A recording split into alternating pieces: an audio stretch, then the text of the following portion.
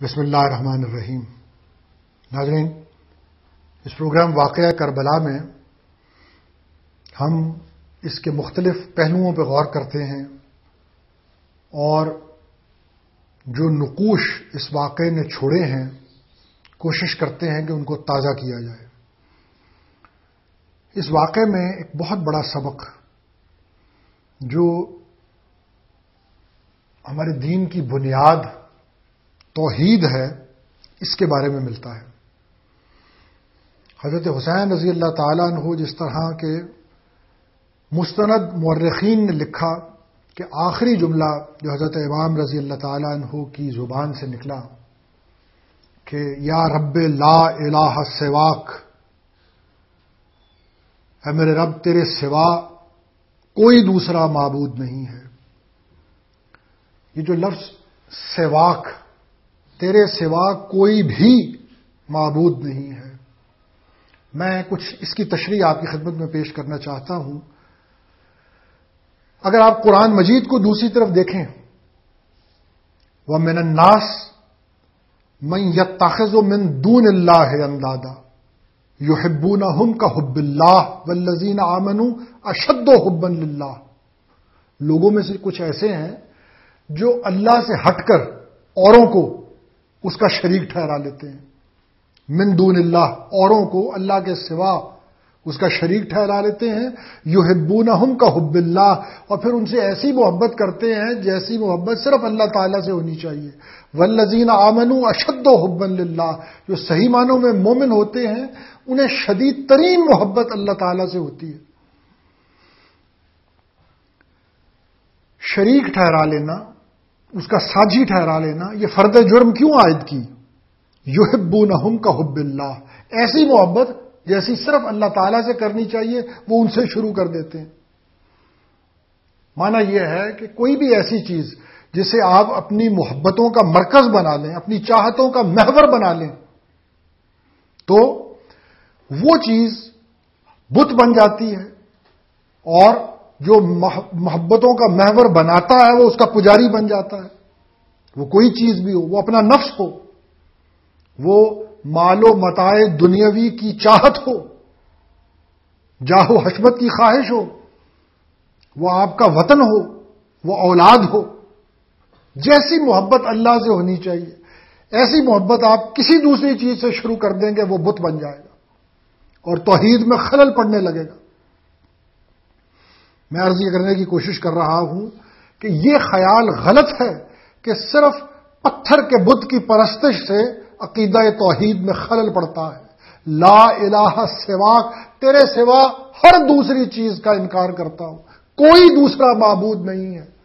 اور قرآن مجید کی اصطلاح اور الفاظ من دون اللہ، اللہ کے سوا، اللہ سے ہٹ کر جس چیز کو بھی اس کا شریک بناؤ گے۔ حدیث شریف میں آتا ہے کہ تائس عبد الدرہم تائس عبد الدینار ان عطیہ رضیہ وان لم یؤتا ساخطہ، درہم و دینار کا بندہ ہلاک ہوا، اگر ان عطیہ مال مل جائے تو خوش ہوتا ہے، مال نہ ملے تو اس کی پیشانی پہ بل پڑنے لگتے ہیں۔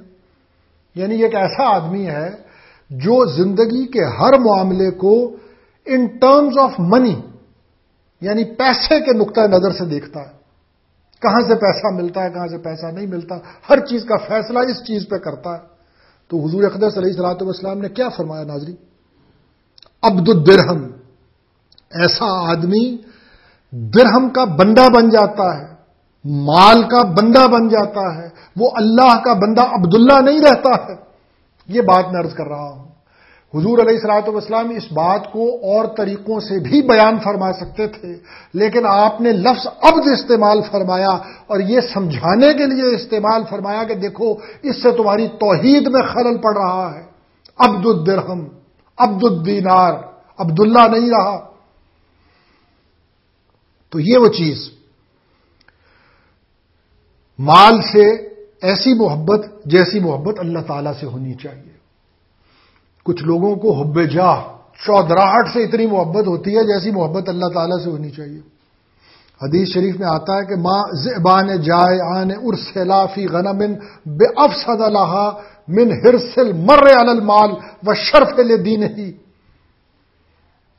بھوکے دو بھیڑیے اگر بکریوں کے ریوڑ میں چھوڑ دیے جائیں تو وہ اتنی تباہی نہیں مچاتے ہیں جتنی تباہی حب جاہ اور حب مال، یعنی جس طرح بھوکے بھیڑیے چیرتے اور پھاڑتے ہیں اس سے زیادہ یہ دونوں چیزیں حب مال اور حب جاہ آدمی کے دین کو چیرتی ہیں اور پھاڑتی ہیں۔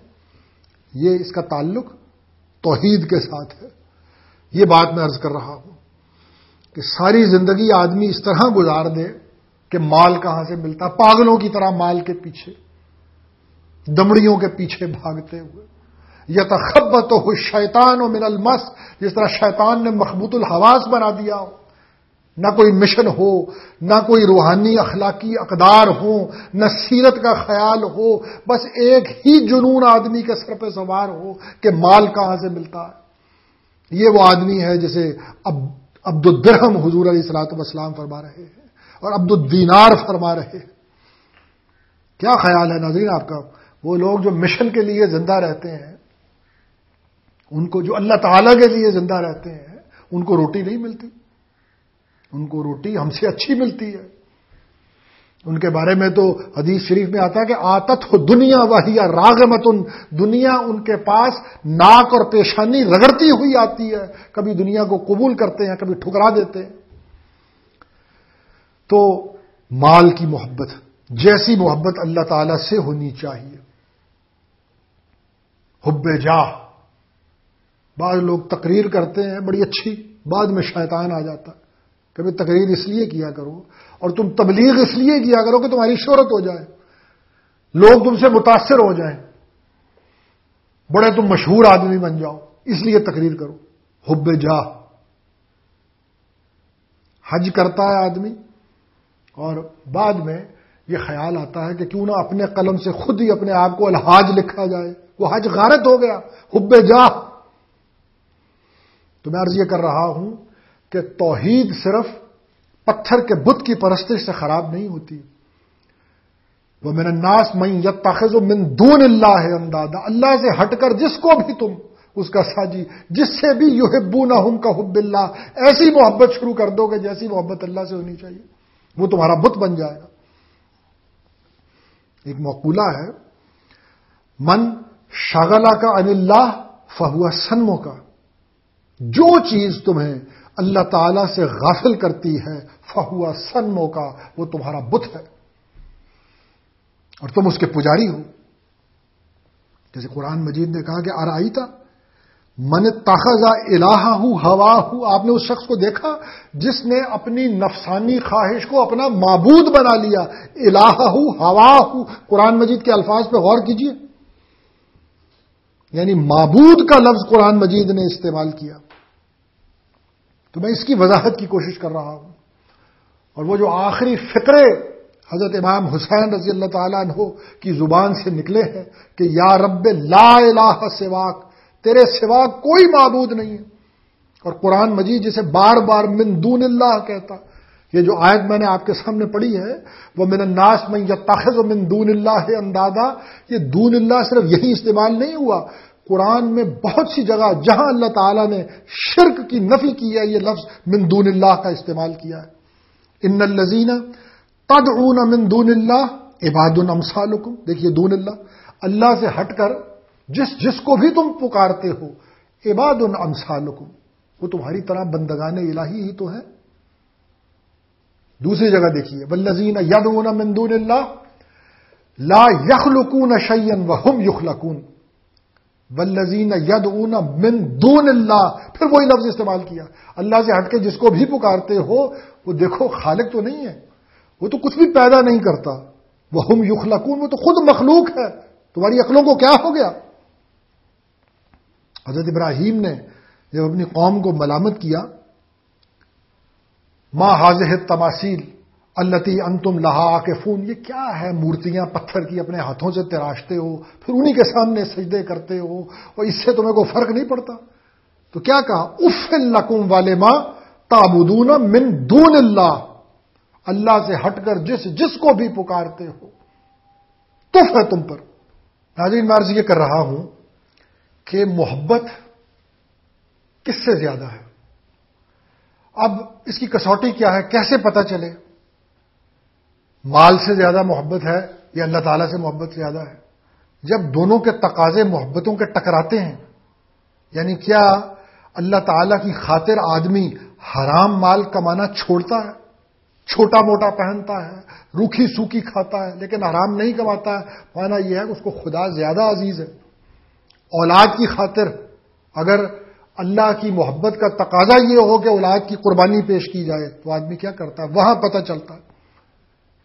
اللہ کی محبت کا تقاضا یہ ہو کہ اپنے شہر کو، وطن کو چھوڑا جائے، ان تازہ خداؤں میں بڑا سب سے وطن ہے، وہاں آدمی کیا کرتا ہے؟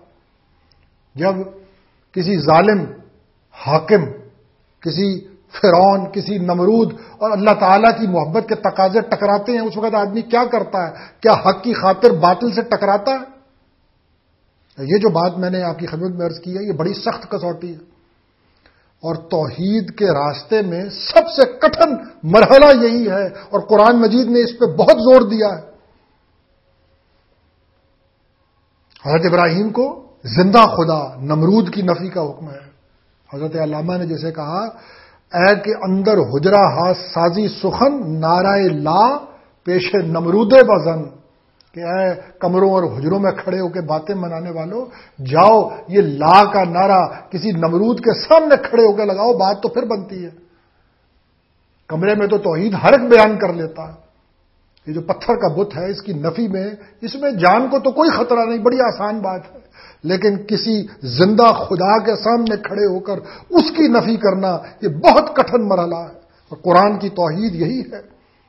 حضرت موسیٰ کو کہا کہ جاؤ فرعون کی طرف، اذهب الی فرعون انہ طغی، یہ سرکش ہو گیا ہے، اسے لگام ڈالو جا کے۔ حضرت یوسف کو جاؤ عزیز مصر، زندہ خدا کی نفی کرو۔